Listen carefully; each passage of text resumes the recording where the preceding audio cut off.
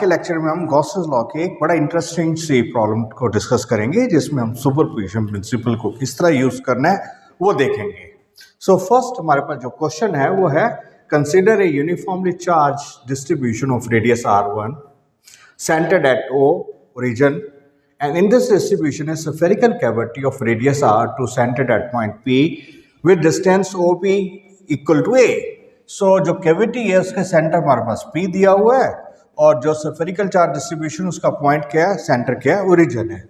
Now हमें क्या दिया हुआ है कि कोई भी पॉइंट x ले लेते हैं यहाँ जो कि सेंटर से कितनी दूर है, let's this is vector r, right.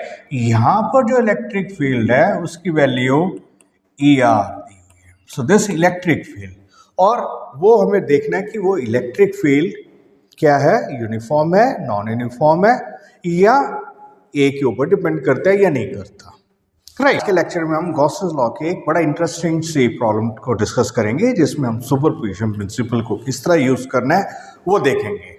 So first हमारे पास जो क्वेश्चन है वो है consider a uniformly charge distribution of radius r1 centered at O origin, and in this distribution a spherical cavity of radius r2 centered at point P with distance OP equal to A।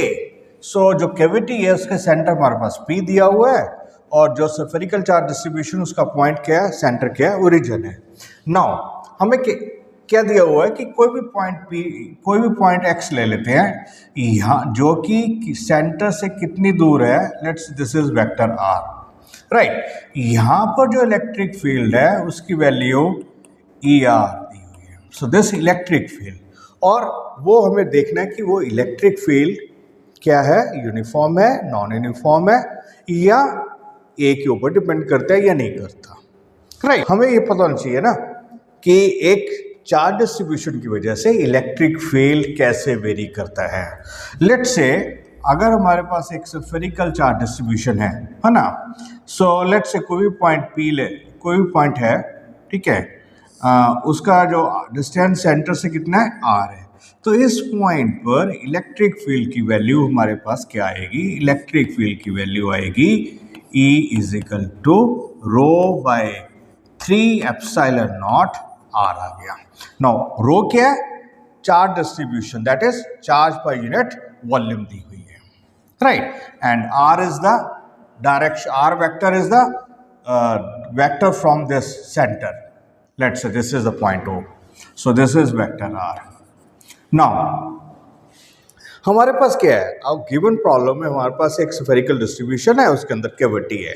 जब हमारे पास cavity वाली problem आती है तो हम क्या चीज़ करते हैं कि हमारे पास एक पॉजिटिवली चार्ज डिस्ट्रीब्यूशन होगी, एक हम जितना पोर्शन कैविटी का है उतने पोर्शन में हम मान लेते हैं कि हमारे पास एक अलग से एक नेगेटिवली चार्ज डिस्ट्रीब्यूशन पड़ा है, और पॉजिटिव चार्ज डिस्ट्रीब्यूशन और नेगेटिव चार्ज डिस्ट्रीब्यूशन को दोनों इकट्ठा कंबाइन करेंगे तो जिस पोर्शन में हमारे पास कैविटी है उतने पोर्शन में जितना हमारे पास पॉजिटिव चार्ज होगा उतना नेगेटिव चार्ज होगा, that will cancel each other.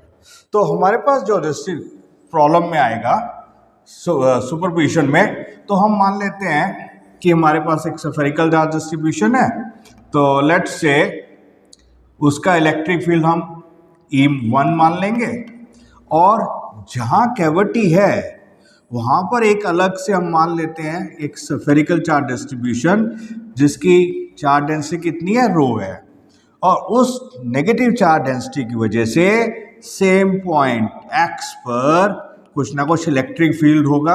Let's say that electric field is E2, right. अब यहाँ पर हमारे पास पॉजिटिव चार्ज डिस्ट्रीब्यूशन हो गया, यहाँ हमारे पास नेगेटिव चार्ज डिस्ट्रीब्यूशन हो गया। अगर इन दोनों को सुपर इम्पोज कर देंगे तो जितने पोर्शन में हमारे पास नेगेटिव चार्ज डिस्ट्रीब्यूशन है that will become 0 here total charge. तो इसकी वजह से इलेक्ट्रिक फील्ड E1 आ गया, इसकी वजह से इलेक्ट्रिक फील्ड E2 आ गया। तो यहाँ पर जो पॉइंट x मान लिया हमने, right, that is at a distance r, so r, तो ये पॉइंट आ गया। इलेक्ट्रिक फील्ड यहाँ पर क्या होगा, पॉजिटिव चार्ज डिस्ट्रीब्यूशन की वजह से E1, नेगेटिव चार्ज डिस्ट्रीब्यूशन से E2, और टोटल इलेक्ट्रिक फील्ड कितना आ जाएगा, E1 प्लस E2। अब E1 की वैल्यू हमारे पास क्या आएगी? E1 की वैल्यू आएगी रो बाय 3 एप्सिलॉन नॉट R आ गया। सो दिस इज द E1। अब ये जो नेगेटिव चार्ज डिस्ट्रीब्यूशन है उसकी वजह से इलेक्ट्रिक फील्ड कैलकुलेट करना है, तो उसकी वजह से हमारे पास क्या आ जाएगा? अब देखिए हमें क्या दिया हुआ है, O to P जो डिस्टेंस है दैट इज A दिया हुआ है। नाउ दिस इज R, तो यहां से P से X की, तो ये जो हमारे पास वेक्टर आ जाएगा पोजीशन वेक्टर, ये हमारे पास आ जाएगा R माइनस A आ गया, right. So A plus R minus A is equal to R। तो नेगेटिव चार्ज डिस्ट्रीब्यूशन की वजह से इलेक्ट्रिक फील्ड हमारे पास कितना आ जाएगा? Let's say this is E2, so this is negative of 3 epsilon naught R minus A आ गया।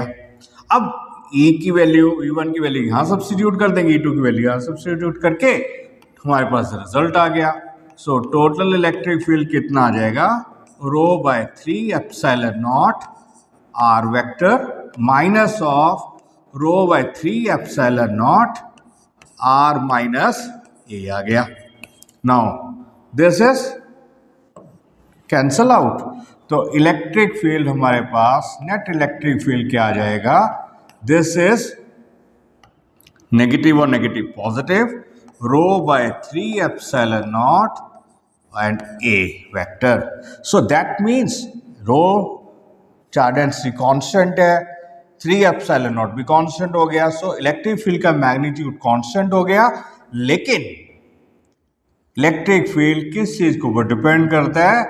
A वेक्टर के ऊपर डिपेंड करता है, जो पोजीशन वेक्टर है X का, ठीक है, उस सॉरी कैविटी कहाँ लोकेट कर रही है उसके ऊपर वो डिपेंड कर रहा है।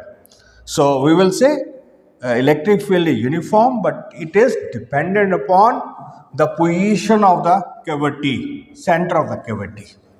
ये हमारे पास आ गया।